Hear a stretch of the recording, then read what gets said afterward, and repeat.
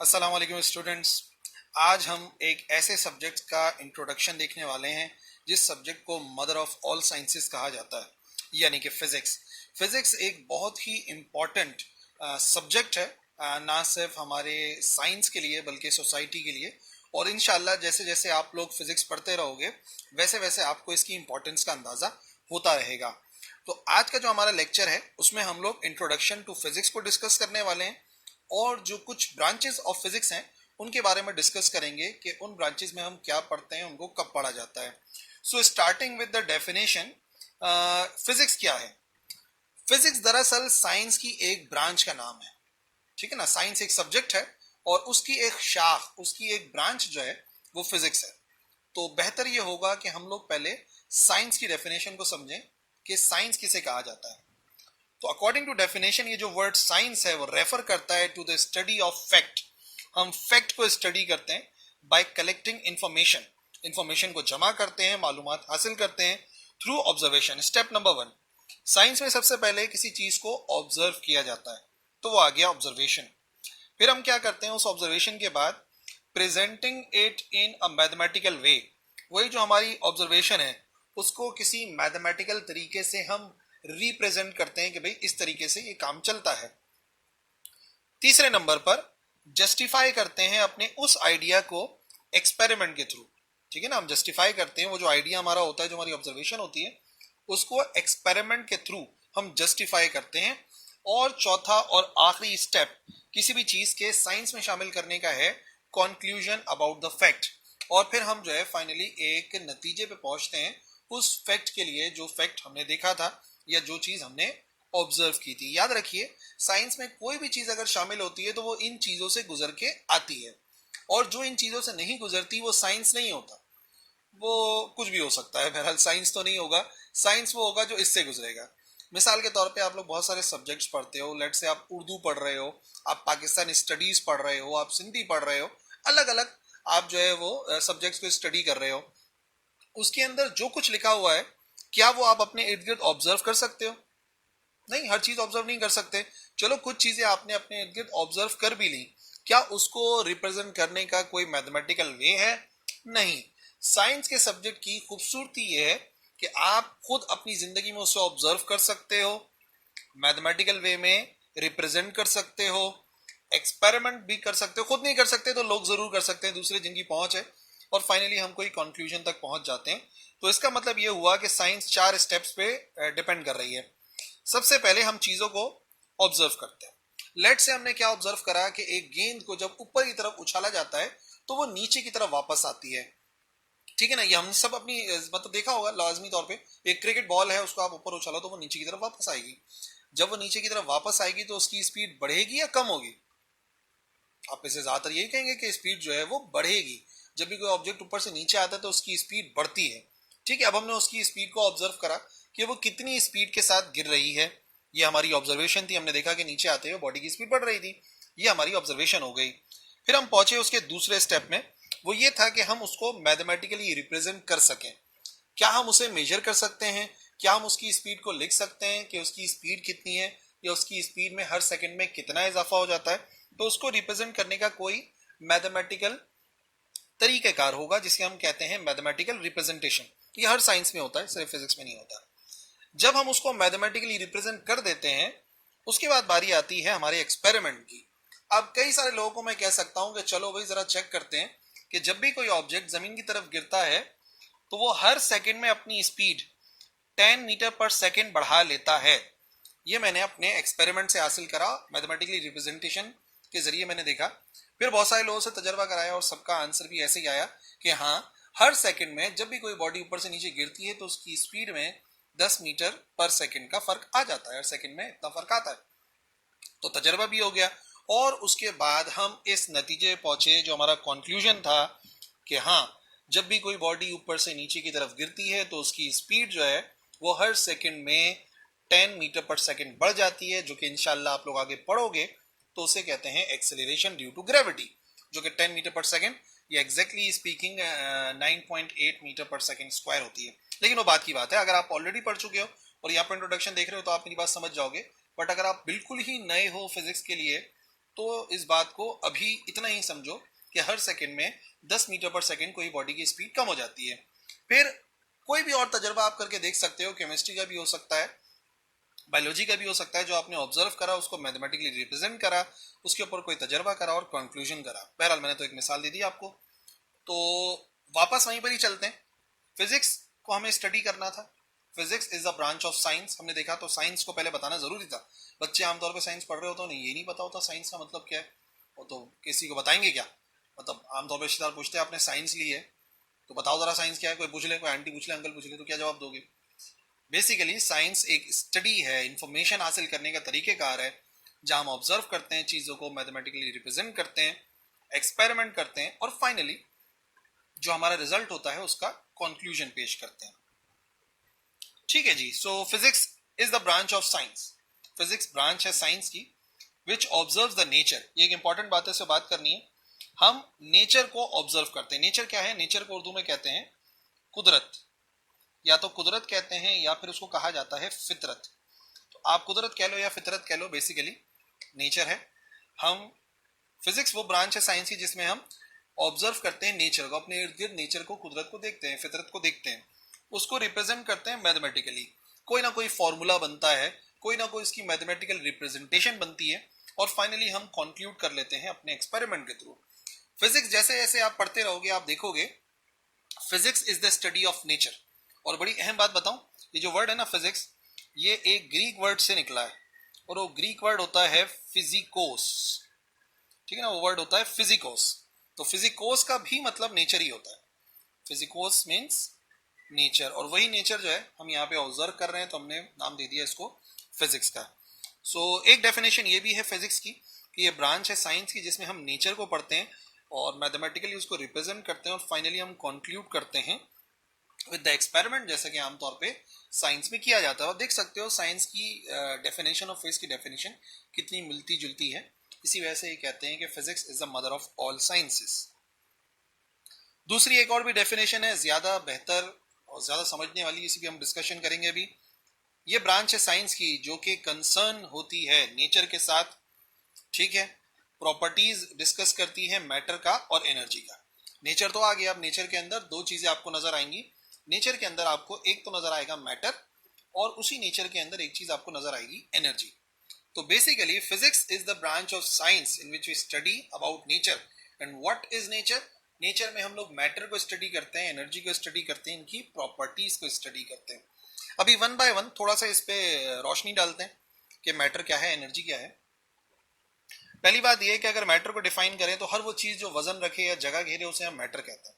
कोई भी चीज जिसका मास हो, जो कि कुछ किलोग्राम की हो, जिसकी कोई ना कोई कमियत हो और वो जगह को घेरे, उसे मैटर कहा जाता है।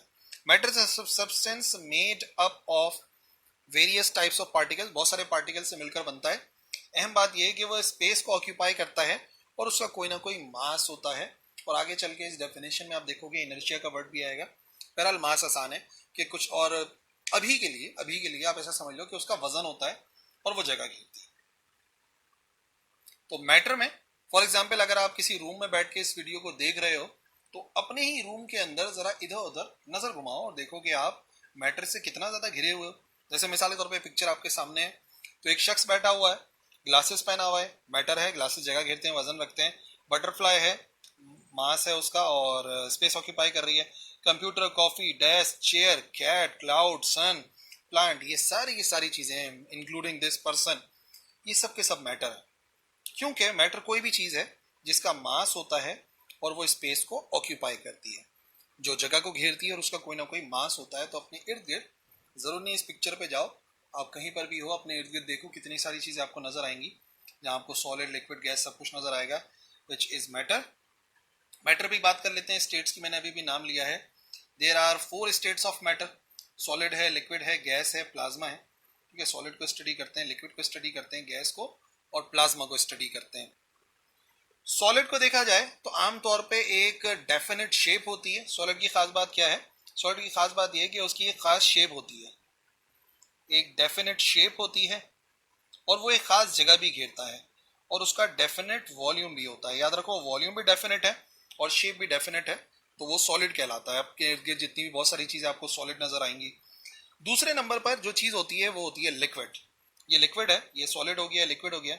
लिक्विड की खास बात क्या है कि इसकी शेप इनडेफिनेट होती है, शेप पक्की नहीं होती। जैसे कि जूस आपको गिलास के अंदर नजर आ रहा है, इसको आप जग में डालोगे तो जग की शक्ल का हो जाएगा, इस गिलास में डालोगे गिलास की शक्ल का हो जाएगा, किसी बॉटल में डालोगे बॉटल की शक्ल का हो जाएगा। लेकिन जितनी जगह ये गिलास में घेर रहा है उतनी जगह हर एक कंटेनर के अंदर घेरेगा।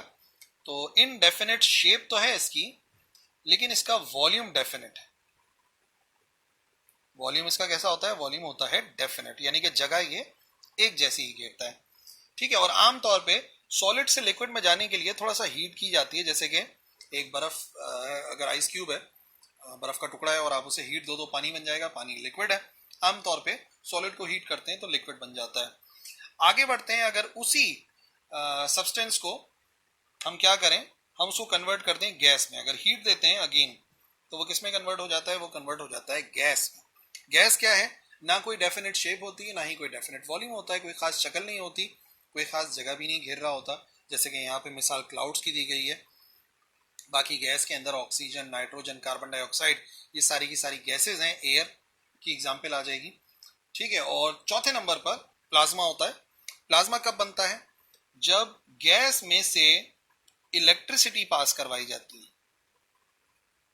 जब गैस में से इलेक्ट्रिसिटी पास करवाई जाती है तो जब तक इलेक्ट्रिसिटी पास होती रहती है तब तक बनता रहता है प्लाज्मा।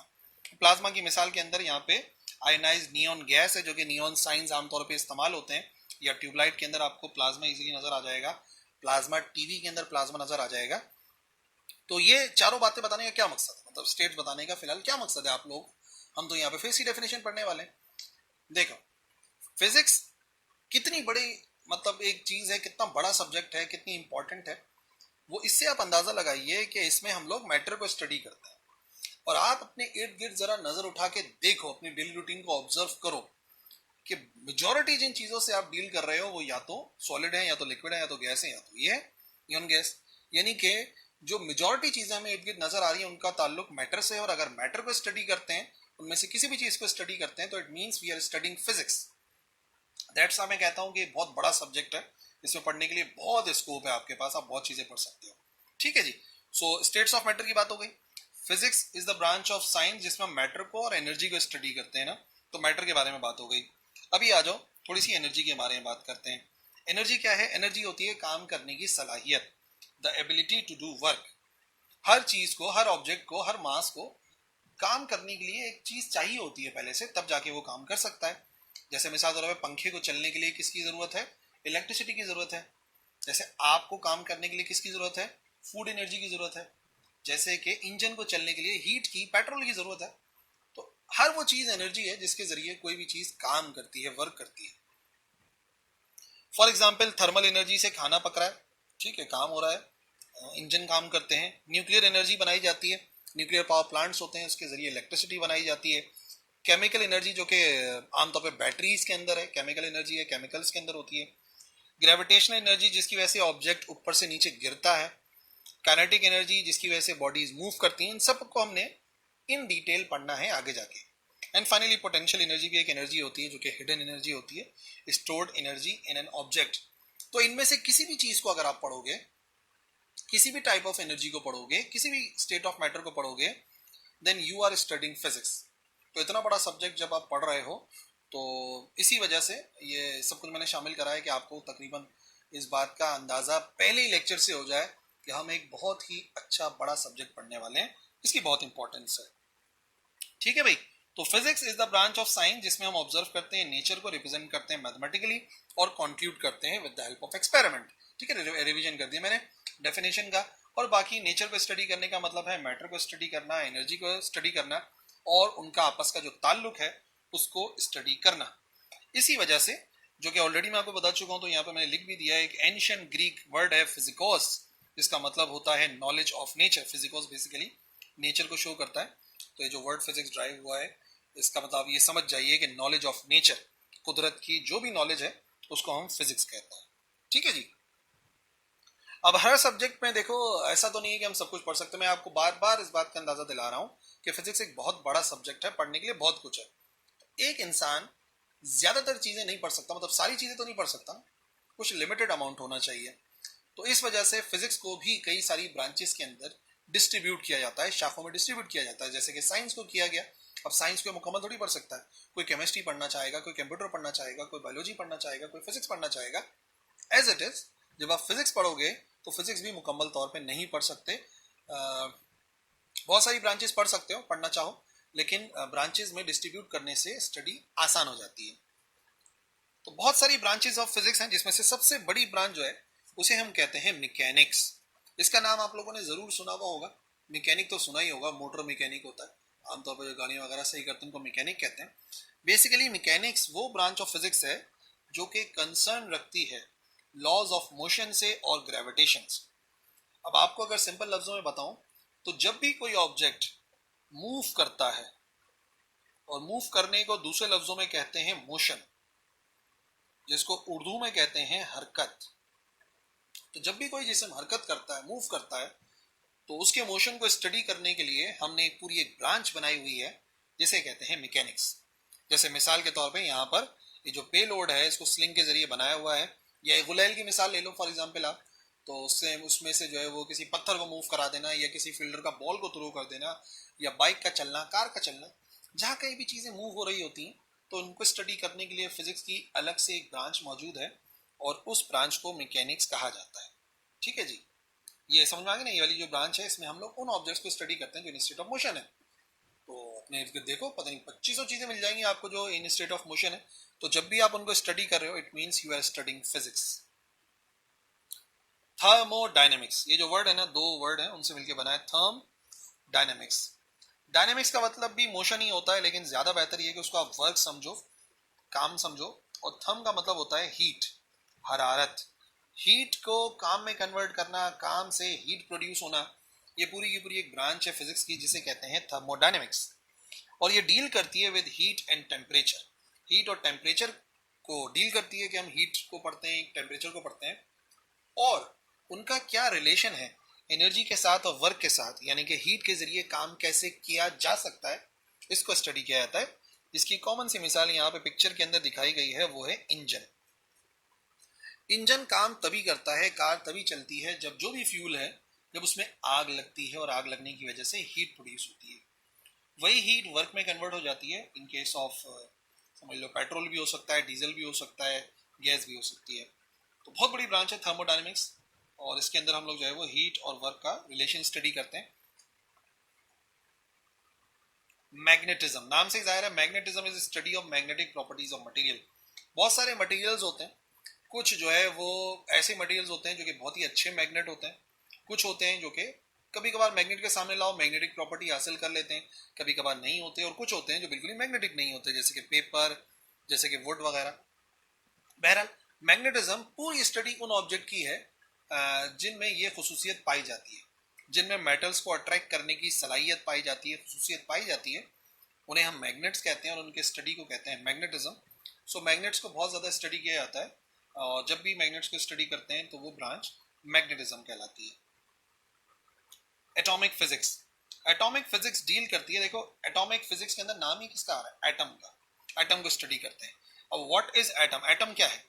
एटम किसी मैटर का स्मॉलेस्ट पार्टिकल है। किसी मैटर को अगर सबसे छोटे से छोटा, छोटे से छोटा करते रहो ना, तो सबसे छोटी जो चीज़ हमें मिलेगी वो एटम कहलाता है, जिसके कुछ पार्ट्स यहाँ पे लिखे हुए भी हैं, शायद आप लोगों की नॉलेज में हो। न्यूक्लियस है जिसके अंदर प्रोटॉन है, न्यूट्रॉन है, और इलेक्ट्रॉन जो कि रिवॉल्व कर रहे होते हैं अराउंड न्यूक्लियस। तो बेसिकली एटॉमिक फिजिक्स के अंदर जो है वो हम स्ट्रक्चर के बारे में पढ़ते हैं, प्रॉपर्टीज के बारे में पढ़ते हैं, किस चीज़ के, एटम के। इतना छोटे से ऑब्जेक्ट के अंदर बहुत कमाल की चीज़ें मौजूद हैं, इस वजह से इसको पढ़ा जाता है। एटॉमिक एनर्जी बनाई जाती है, लेजर्स बनाते हैं, एक्सरेज बनाते हैं। तो बाकायदा एक बहुत बड़ी ब्रांच है जिसे कहते हैं atomic physics. Optics, optics light की स्टडी है, ठीक है ना। Optics studies physical aspects of light, light को स्टडी करते हैं, उसकी प्रॉपर्टीज को स्टडी करते हैं, and most importantly optical instruments को स्टडी करते हैं। तमाम के तमाम ऑप्टिकल इंस्ट्रूमेंट, चाहे वो ग्लासेस हो, चाहे वो सिर्फ सिंपल सा गिलास हो, चाहे वो कैमरा हो, चाहे वो माइक्रोस्कोप हो, चाहे वो टेलीस्कोप हो, दूरबीन हो, इन सबको स्टडी करने के लिए पूरी एक ब्रांच है फिजिक्स की, और काफ़ी पुरानी ब्रांच है फिजिक्स की, विच इज कॉल्ड ऑप्टिक्स। ठीक है, तो ऑप्टिक्स को स्टडी करते हैं कि क्यों ऑब्जेक्ट ट्रांसपेरेंट होता है, ट्रांसल्यूसेंट क्यों होता है, ओपेक क्यों होता है, वगैरह वगैरह, वो सब ऑप्टिक्स में है। जो कि इंशाल्लाह मैट्रिक के अंदर पढ़ी जाती है। और फिर sound is the study of production properties and application of sound waves. Sound कैसे प्रोड्यूस होता है, साउंड कैसे ट्रेवल करता है, साउंड की क्या क्या एप्लीकेशन है, कौन कौन सी चीज़ें जो साउंड को प्रोड्यूस कर सकती हैं, इन सब को स्टडी करने के लिए एक अलग से ब्रांच है जिसे कहते हैं साउंड, आवाज़। सही ना, आवाज़ कैसे सुनाई कैसे देती है, कान का पर्दा कैसे काम करता है, ये सारी चीज़ें जो है वो अलग से एक ब्रांच है फिजिक्स की, उसमें पढ़ा जाता है और ये भी बड़ी ब्रांच है which is called sound. Nuclear physics, अभी अभी बताया था एटम का एक सेंट्रल पार्ट होता है, दिस पार्ट, इतना छोटा सा पार्ट, लेकिन इसके अंदर हद से ज्यादा एनर्जी पाई जाती है और इस वजह से इसको स्टडी करना भी बनता है। न्यूक्लियर फिजिक्स डील करती है with the constituent structure, behaviour, interaction of atomic nuclei. Nucleus कैसे आपस में बिहेव करते हैं, कैसे काम करते हैं, इनकी एनर्जी कहाँ से आती है, उस एनर्जी को हम कैसे इस्तेमाल कर सकते हैं, ये सब न्यूक्लियर फिजिक्स में पढ़ा जाता है। बहुत बड़ी ब्रांच है। न्यूक्लियर पावर प्लांट बनाए जाते हैं जिससे बिजली बनती है, न्यूक्लियर वेपन बनते हैं, न्यूक्लियर बॉम्ब बनते हैं, ये सारे के सारे जो काम है वो न्यूक्लियर फिजिक्स को स्टडी करके किए जाते हैं। पार्टिकल फिजिक्स बहुत ही नई ब्रांच है फिजिक्स की, पार्टिकल फिजिक्स, और आप लोगों के लेवल के लिहाज से तो बहरहाल बिल्कुल ही नई है ये। पार्टिकल फिजिक्स में स्टडी करते हैं एलिमेंट्री कॉन्स्टिट्यूएंट्स, बहुत ही छोटे छोटे जो पार्ट हैं मैटर के और रेडिएशन के, उनको स्टडी किया जाता है और वो आपस में कैसे ताल्लुक रखते हैं, उनका क्या इंटरेक्शन होता है, उसको भी स्टडी किया जाता है। जैसे कि मैटर का बहुत ही छोटा सा पार्टिकल होता है इलेक्ट्रॉन, और हर पार्टिकल एक एंटी पार्टिकल होता है तो पॉजिट्रॉन। फिर न्यूक्लियस के अंदर एक पार्टिकल होता है प्रोटॉन। फिर रेडिएशन का एक पार्ट है उसे कहते हैं न्यूट्रिनो। तो ये सारी की सारी चीजें जो है वो पार्टिकल फिजिक्स में पढ़ी जाती हैं, यानी कि study about different particles. Astrophysics, astro means sky, आसमान, आसमान से रिलेटेड जो फिजिक्स, अब आसमान का मतलब बादल वाले नहीं, अर्थ के बाहर जितनी भी एस्ट्रोनॉमिकल बॉडीज हैं, सेलेस्टियल बॉडीज हैं, उनको स्टडी किया जाता है और उनको स्टडी किया जाता है with the laws of physics. देखो एक और भी ब्रांच है, उसे कहते हैं एस्ट्रोनॉमी, फिजिक्स की नहीं है, स्टडी की ब्रांच है एस्ट्रोनॉमी। एस्ट्रोनॉमी के अंदर भी स्पेस को स्टडी करते हैं, लेकिन अगर एस्ट्रोनॉमी और फिजिक्स को मिला दें तो एक ब्रांच बनती है, उसे कहते हैं एस्ट्रोफिजिक्स, जिसको स्टडी करके हम सन के बारे में, डिफरेंट प्लैनेट्स के बारे में, मून के बारे में, स्टार्स के बारे में स्टडी करते हैं। तो एक बड़ी ब्रांच है एस्ट्रोफिजिक्स और बहुत ही इंटरेस्टिंग ब्रांच है। प्लाज्मा फिजिक्स, प्लाज्मा मैंने बताया फोर्थ स्टेट ऑफ मैटर होती है, ठीक है। तो अगर जो आयनाइज स्टेट होती है मैटर की, जिसे प्लाज्मा कहते हैं, उसकी प्रॉपर्टीज को उसको स्टडी करें तो ये कहलाता है प्लाज्मा फिजिक्स, जिसमें बहुत सारी चीज़ें हैं। न्यूक्लियर फायरबॉल बनता है, नियॉन साइंस के बारे में ऑलरेडी बताया, वेल्डिंग वगैरह करते हैं तो उस वक्त बन रहा होता है प्लाज्मा। प्लाज्मा बॉल होती है, एक्सपेरिमेंट में इस्तेमाल होती है, बिजली का कड़कना, और ये ऑरोराज जो है वो नज़र आते हैं नॉर्दर्न साइड ऑफ अर्थ पर, लेकिन बहरहाल वो एक अलग बात है। अगर आपको इसके बारे में नॉलेज हासिल करनी है तो ऑरोरा सर्च करो, इंशाल्लाह एक अच्छा आपको टॉपिक मिलेगा पढ़ने के लिए। लेकिन बहरहाल इन सबको स्टडी करते हैं तो बन जाती है प्लाज्मा फिजिक्स। एंड फाइनली जो हमारे लास्ट ब्रांच है हमारे टॉपिक की, वो है जियो फिजिक्स। जियो मीन्स अर्थ, जमीन, जैसे कि हमारा चैनल है ना जियो, उसका मतलब भी अर्थ ही होता है। वो जियो वाला जियो नहीं है, वो अर्थ वाला जियो है। तो geophysics is the branch of physics जिसके अंदर हम स्टडी करते हैं अर्थ को, अर्थ के स्ट्रक्चर को स्टडी करें। बेसिकली हमारी जो अर्थ है ना वो भी समझ लो कि एक फल की तरह है, कि ऊपर से एक छिलका हटता है, फिर एक पार्ट आता है, जैसे कि ऊपर जहाँ हम सांस लेते हैं, जहाँ हम रहते हैं, एटमॉस्फेयर है, जहाँ हम चलते हैं वो क्रस्ट है 40 किलोमीटर लंबा, फिर एक लावा वाली जगह आती है मेंटल, फिर इनर कोर होता है, आउटर कोर होता है, बहरहाल बहुत ज़्यादा डेप्थ है। तो जियो फिजिक्स वो ब्रांच ऑफ फिजिक्स है जिसके अंदर हम स्टडी करते हैं अर्थ और उसके स्ट्रक्चर के बारे में। ठीक है जी, सो ये था आज का हमारा लेक्चर जिसमें हम लोगों ने फिजिक्स के बारे में पढ़ा, उसकी ब्रांचेस के बारे में पढ़ा। आई होप हेल्पफुल रहेगा, और कोई क्वेश्चन है तो लिखो कमेंट सेक्शन में, I will reply. Okay, that's all, अल्लाह हाफिज़।